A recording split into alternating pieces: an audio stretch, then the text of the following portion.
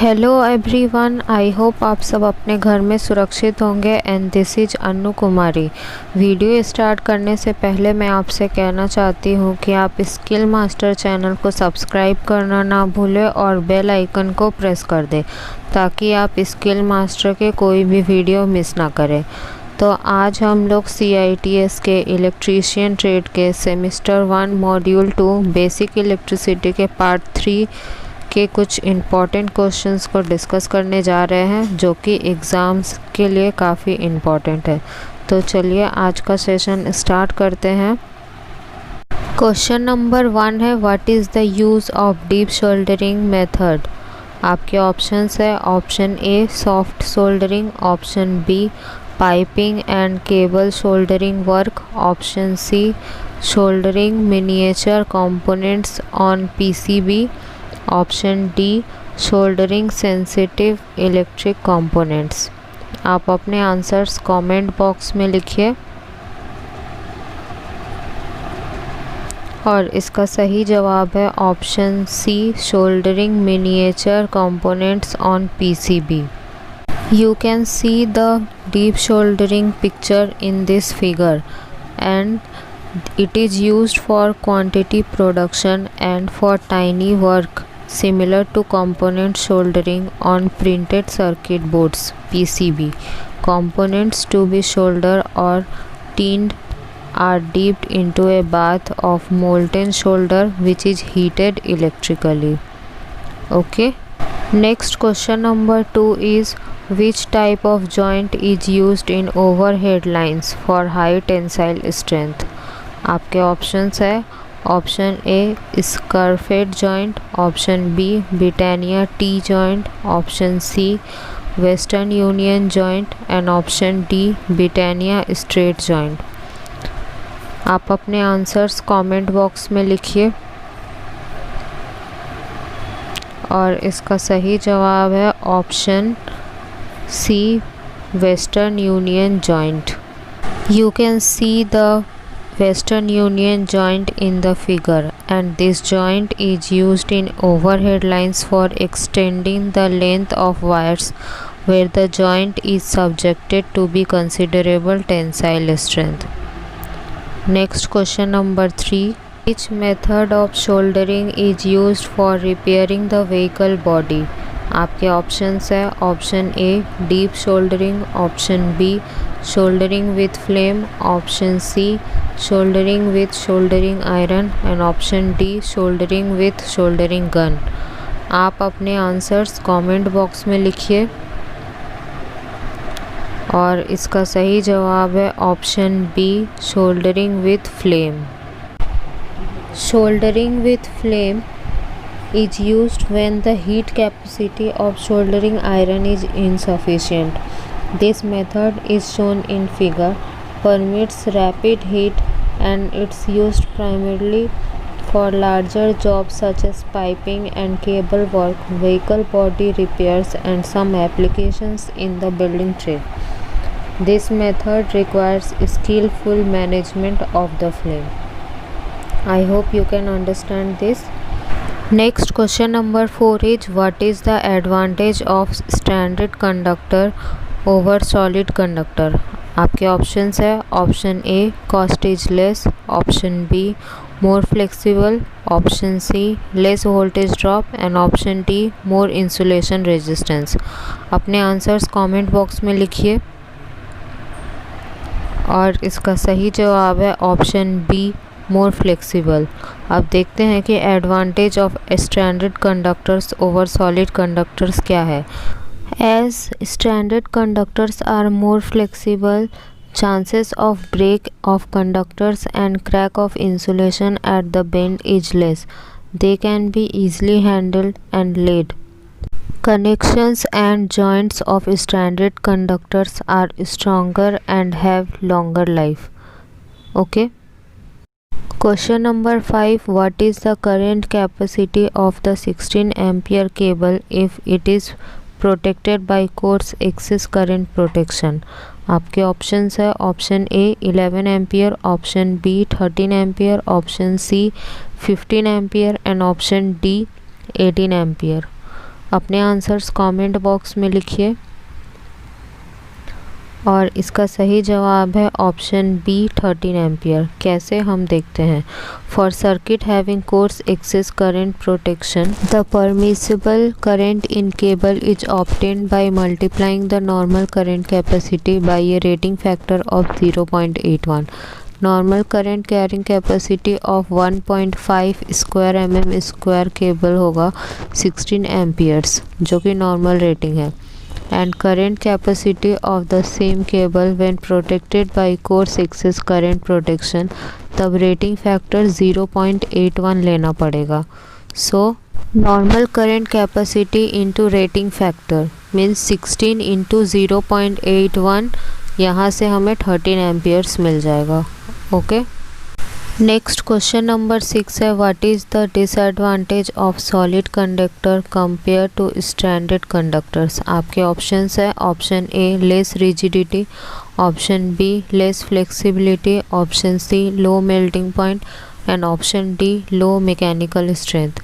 आप अपने आंसर्स जल्दी से कमेंट बॉक्स में लिखिए। और इसका सही जवाब है ऑप्शन बी लेस फ्लेक्सिबिलिटी। हम जानते हैं कि स्टैंडर्ड कंडक्टर्स जो है वो मोर फ्लेक्सिबल होता है सॉलिड कंडक्टर से, और स्टैंडर्ड कंडक्टर्स का मैकेनिकल स्ट्रेंथ भी बहुत अच्छा होता है सॉलिड कंडक्टर्स के कंपैरिजन में। नेक्स्ट क्वेश्चन नंबर 7 है, which type of joint is used in large single conductors with good appearance. आपके ऑप्शंस है, option A scarfed joint, option B Britannia T joint, option C western union joint and option D Britannia straight joint. अपने answers comment box में लिखिए। और इसका सही जवाब है option A scarfed joint. Scarfed joint is used in large single conductor where good appearance and compactness are the main consideration and where the joint is not subjected to be appreciable tensile stress as in earth conductors used in indoor wiring। और आप स्करफेट joints के image देख सकते हैं। Okay, next question number 8 is, what is the cause for cold solder defect in soldering. आपके options है, option A excessive heating, option B insufficient heating, option C incorrect use of solder and option D high voltage soldering iron. अपने answers जल्दी से comment box में लिखिए।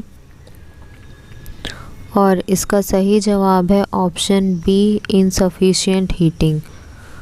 ये एक type का डिफेक्ट है शोल्डरिंग का। अगर हीटिंग ठीक से नहीं होगा शोल्डरिंग का तो प्रॉपरली हम शोल्डरिंग नहीं कर पाएंगे।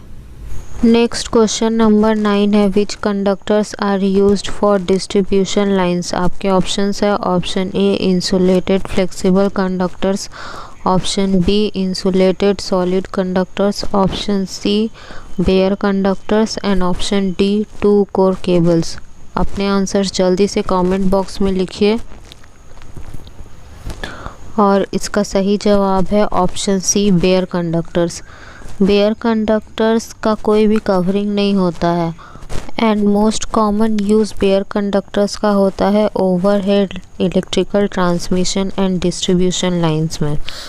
अर्थिंग के लिए भी बेयर कंडक्टर्स का ही यूज़ किया जाता है।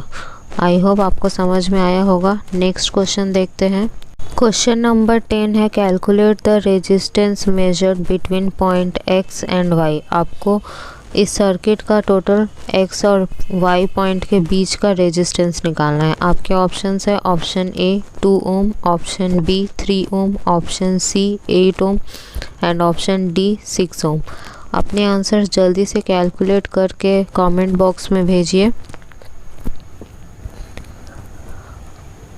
और इसका सही जवाब है ऑप्शन बी 3 ओम।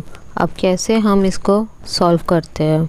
सबसे पहले आप सर्किट को देखिए, जो R1 एंड R2 है वो सीरीज़ में कनेक्टेड है, तो R1 प्लस R2 हो गया 6 + 2 = 8 ओम। सपोज़ उसको हम RP ले रहे हैं, तो नेक्स्ट जब स्टेप करेंगे हम तो RP and R3 parallel connected में है, तो वहाँ से एक फार्मूला होता है इक्विवेलेंट सर्किट इन पैरेलल में, जिसको हम RS से डिनोट कर रहे हैं, RP into R3 by RP plus R3। तो वहाँ से RS हमारा कैलकुलेट करके आ जाएगा 6 ओम।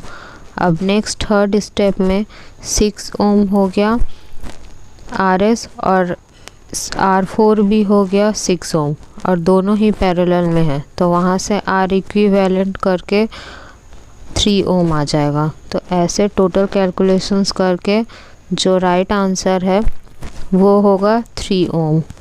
नेक्स्ट क्वेश्चन नंबर 11 है, calculate the hot resistance of 200 watt 250 volt lamp if its cold resistance is 25 ohms.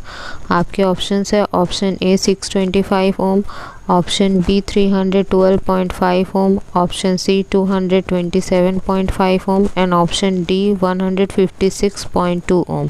अपने आंसर जल्दी से कमेंट बॉक्स में कैलकुलेट करके लिखिए। और इसका सही जवाब है ऑप्शन बी 312.5 ओम।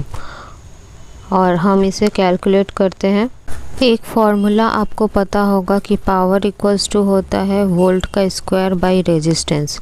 तो इस फार्मूला के ज़रिए रेजिस्टेंस आ जाएगा 312.5 ओम। ओके, अब नेक्स्ट क्वेश्चन देखते हैं। क्वेश्चन नंबर 12 है, what is the effect of the circuit if AB points are shorted. आपके ऑप्शंस है, option A circuit resistance will be 0, option B same current will flow in all branches, option C supply voltage will exist in each branch and option D total circuit current is equal to each branch circuit current. अपने answers comment box में लिखिए। और इसका सही जवाब है circuit resistance will be 0। कैसे देखते हैं हम।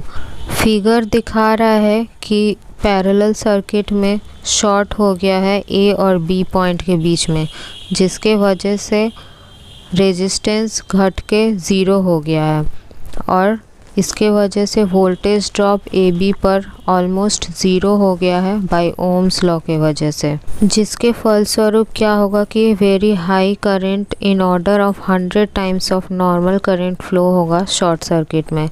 और आपको ध्यान देना है कि शॉर्ट सर्किट में causes burning of the circuit elements like cable, switches etc।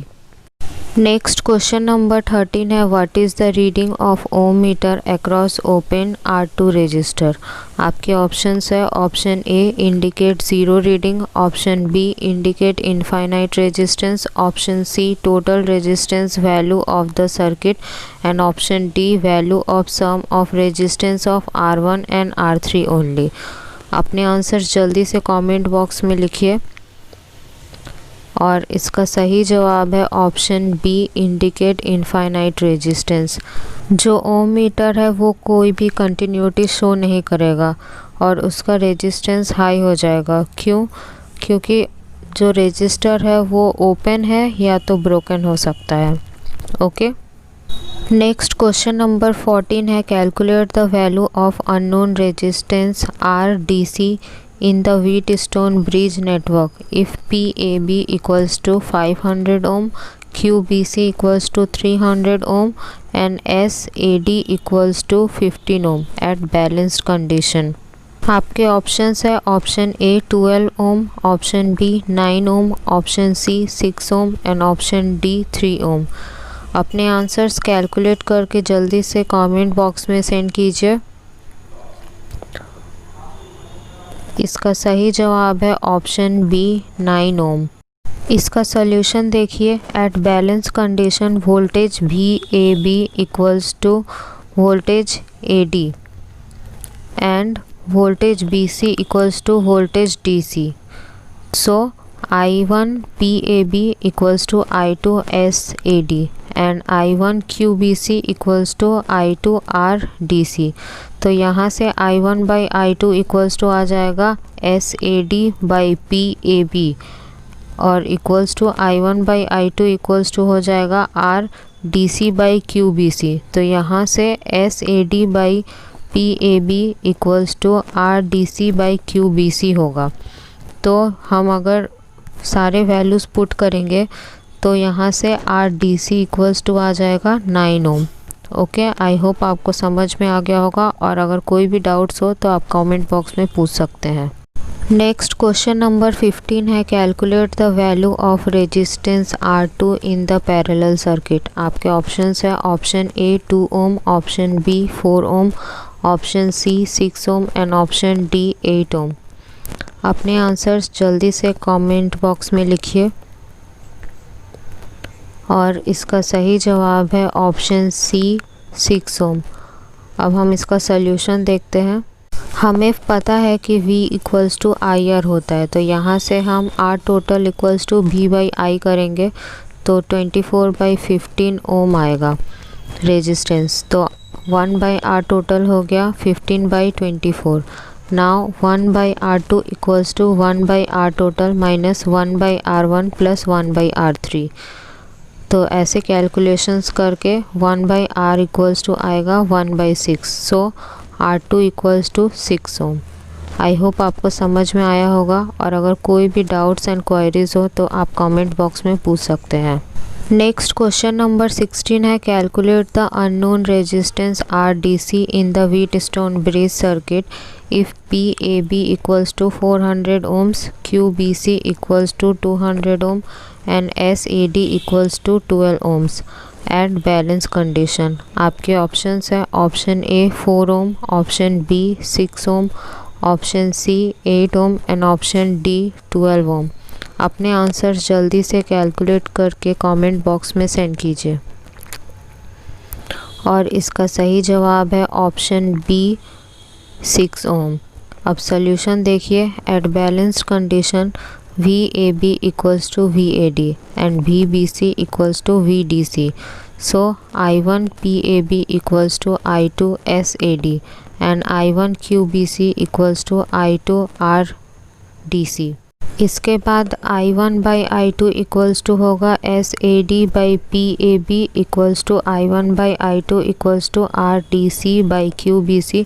तो यहाँ से SAD by PAB equals to RDC by QBC आ जाएगा, और यहाँ पे हमें कुछ वैल्यूज़ दिया गया है, उसको पुट करने से RDC का वैल्यू 6 ओम निकल जाएगा। आई होप आपको समझ में आया हो, और अगर कहीं भी डाउट्स हो तो आप कमेंट बॉक्स में पूछिएगा। नेक्स्ट क्वेश्चन नंबर 17 है, calculate the resistance value in R3 resistor. आपके ऑप्शंस है option A 4 ohm, option B 6 ohm, option C 8 ohm and option D 12 ohm. अपने आंसर्स जल्दी से कैलकुलेट करके कमेंट बॉक्स में लिखिए, और इसका सही जवाब है ऑप्शन D 12 ओम। अब कैसे सॉल्यूशन देखते हैं इसका। सबसे पहले R टोटल निकालेंगे, 24/12 करके इक्वल्स टू 2 ओम आ जाएगा। तो 1 by R total equals to 1/2। R total जो है वो V बाई I करके निकला है। Then 1 by R3 equals to 1/2 minus 1/4 plus 1/6। ये रेजिस्टेंस का वैल्यू है 4 एंड 6। तो यहाँ से कैलकुलेट करके R3 इक्वल्स टू 12 ओम्स आ जाएगा। अगर आपको समझने में डाउट हो तो आप मुझसे पूछ सकते हैं।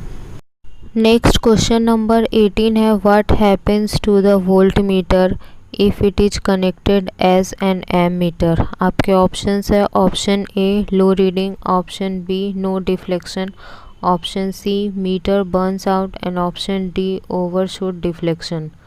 अपने आंसर्स जल्दी से कमेंट बॉक्स में लिखिए, और इसका सही जवाब है option A low reading. Volt meter का आइडियली इनफाइनाइट इंटरनल रेजिस्टेंस होता है, और प्रैक्टिकली इसका रेजिस्टेंस बहुत हाई होता है।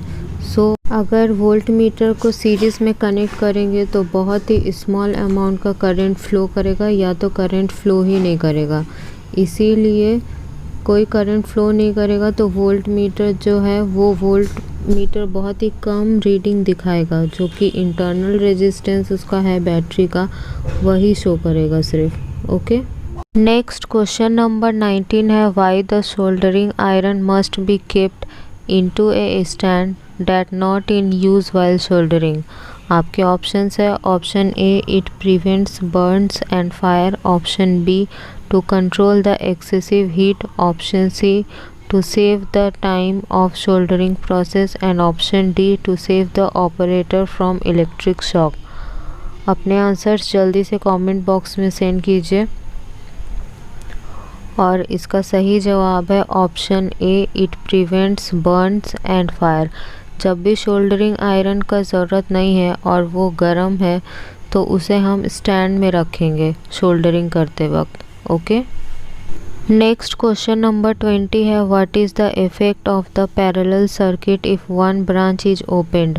आपके ऑप्शंस है option A current will remain same, option B whole circuit will not function, option C no current will flow in that branch only and option D voltage drop increase in the open branch. अपने answers जल्दी से comment box में लिखिए और इसका सही जवाब है option C no current will flow in that branch only. Parallel connection का यही एक बेनिफिट है कि अगर किसी ब्रांच में फॉल्ट हो रहा है तो सिर्फ उसी ब्रांच में करंट फ्लो नहीं करेगा।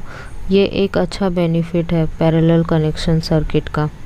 ओके, अब इस सेशन का लास्ट क्वेश्चन है what is the reading of the voltmeter V. आप सर्किट में देखिए और आपको बताना है कि यहाँ वोल्ट मीटर में क्या रीडिंग शो करेगा। आपके ऑप्शंस है option A 0 volt, option B 6 volt, option C 9 volt and option D 8 volt. अपने आंसर्स जल्दी से कमेंट बॉक्स में सेंड कीजिए और इसका सही जवाब है ऑप्शन डी 18 वोल्ट। कैसे, मैं एक्सप्लेन करती हूँ।